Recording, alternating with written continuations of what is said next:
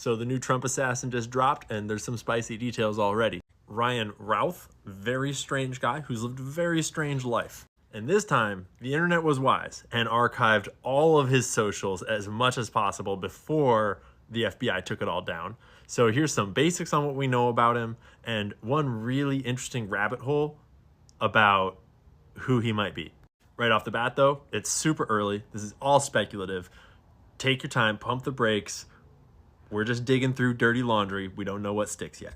But this guy is a private American citizen who traveled to Ukraine on his own dime, to help recruit civilian soldiers to fight for Ukraine and Afghan special forces. He was like recruiting on his Facebook page. Here's an archive of all of his tweets that look pretty damn automated to me. They pretty much all look like this. In a past life in Hawaii, he apparently ran this company that made a single tiny home and a single Facebook page and never did anything else with it. Super weird. But I grabbed everyone that he followed on Twitter before they deleted it. He only followed 60. And right down at the bottom of that list, which I think indicates his first follow, is this girl named Sue Kim, who is ex-CIA, along with some other very interesting things. Now again, reminder, this is just speculation, digging through Twitter dirt. Maybe this chick is just a wonderful, patriotic person that's helping America. Who knows? But her account is private, meaning why does he follow her? I've been digging around, and one of my followers said that they found her in the people that follow him back. I have not been able to confirm that for myself because they took the account down. If you've got a video of the 1.2 thousand followers that followed him, that would be great to know. He says that she was at the bottom of his followed list, meaning that she followed him right when he made the account. That would make sense, seeing as she's at the bottom of his following list of who he follows too. I mean, every asset needs a handler. And when you go through some of these other affiliations here, you get what is essentially the CIA training grounds at Johns Hopkins University. It explores the relationship between politics and the many kinds of military power, from the use of terror by small non-state groups to the threatened use of nuclear weapons. Its director is John McLaughlin, who is literally an ex-acting director of the CIA and ex-deputy director of the CIA. 3-decade career at the CIA. David is third on the list of people at the top of this institution at the university. 30-year career in Army Special Forces, various special operations, invading various countries, as well as Operation Enduring Freedom. You get the idea. Anyways, RAND Corporation. That's a military industrial complex think tank, kind of like the Atlantic Council. And LMI org. Yeah, that's like a military industrial complex education and training program as well. Preliminary findings on the internet when you search our homeboy, the shooter, show his arrest record, including in 2002, possession of weapons of mass destruction, Class F felony, along with 3 other blocks of things like possession of handguns or concealed weapons and driver's license stuff. And yeah, that sounds like some operative shit to me.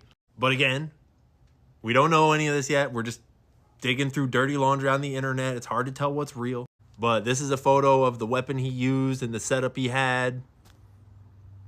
People are speculating it looks an awful lot like, you know, Russian-Ukrainian class of rifle. He's doing these weird recruitment ops in Ukraine for civilians.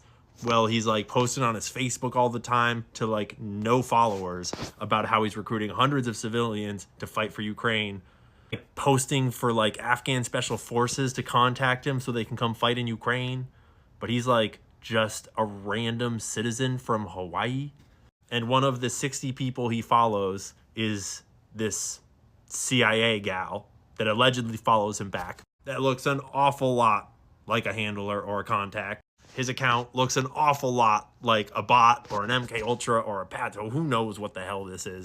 His criminal record looks an awful lot like what you might expect a kind of guy in this kind of line of work to leave behind. And then there's the weird video evidence getting turned up. Officials in Kyiv simply aren't interested in recruiting them.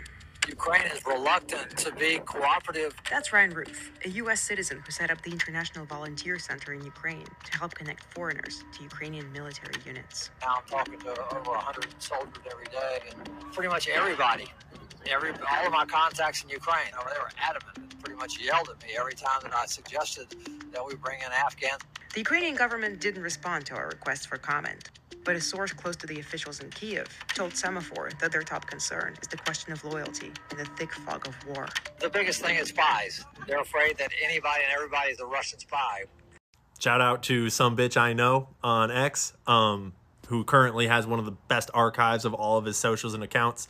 There's a lot of other people doing good work right now. And again, I just want to clarify. I'm not trying to pretend like I've solved the case or like we know what's going on.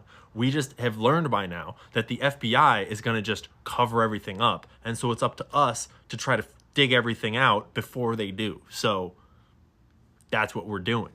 And yes, it's ridiculous that that is even a set of sentences we have to say in America in 2024 when someone tries to kill the former and future president of the United States of America.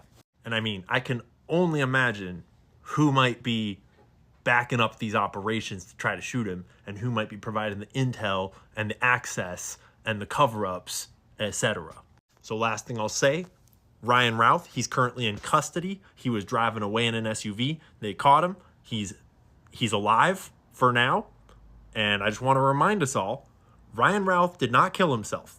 If cameras malfunction outside of his cell, if he has a weird slipping accident, whatever happens, yeah, you know the story. 50 more days, my money's on at least one more attempt before we get there. So stay frosty, because the war machine desperately needs the wars to escalate, and they're not down with the MAGA Maha folks shutting down the wars. And they are ready to kill people, ready to assassinate, allegedly, apparently, theoretically, just jokingly, in order to perpetuate those wars.